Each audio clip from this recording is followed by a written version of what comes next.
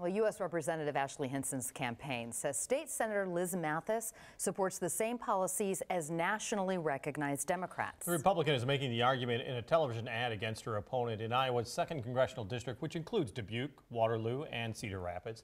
I-9 investigative reporter Ethan Stein is in studio to show us if the ad's claims are true. Jim, Beth, the ad mostly uses different bills from the State House, especially those involving taxes. Hinson's campaign didn't explain how it knows Mathis would support policies given by Democrats at the national level, like President Biden or Speaker Pelosi. And we also found the ad makes generalized statements about more nuanced topics, making the words factual in one light and misleading in another. She wants higher taxes and more government spending. The ad is referring to the Inflation Reduction Act, which Mathis supports.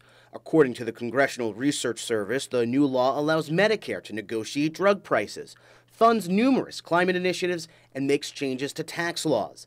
The bill, according to the Congressional Budget Office, shows a decrease in the amount the government spends due to decreasing health care costs and increasing tax revenues.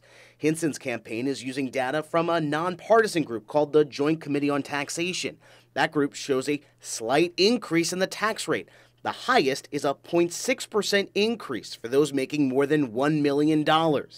Data also shows the government will collect more money through increased enforcement and higher wages from lower health insurance premiums. Regardless, those are higher taxes, but spending decreases, and that's why this gets a C. Liz Mathis opposed the largest tax cut in Iowa history. Mathis voted against Iowa's newest tax reform law, which created a 3.9% flat tax and lowered taxes by $1.9 billion. We found other laws which created a larger decrease in the amount of taxes collected. Some the senator even supported. State government doesn't keep track ongoing effects of these bills, making it harder to determine how many of these cuts were realized and why it gets a D. She thinks I should pay taxes on my retirement income. The newest tax reform law also eliminates state taxes on retirement income like 401ks.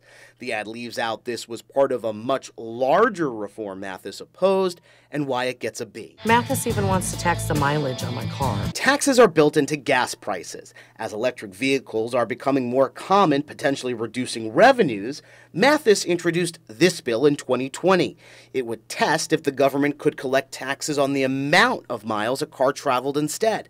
The tax is not presented in the ad as a replacement, and why it gets a B. She called cutting taxes moving backwards. This claim uses a partial quote from a Cedar Rapids Gazette story. It refers to one tax cut, and the full quote shows the senator has concerns over education funding and help for small businesses. The quote is taken out of context to imply it refers to all tax cuts, and why it gets a D.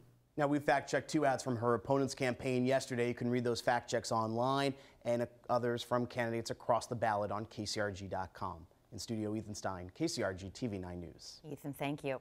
Hinson and Mathis hit the debate stage tomorrow night. KCRG TV9 is hosting that debate. It starts at 7 in the evening. You'll be able to stream it live online, and you can watch it on the CW on KCRG 9.3.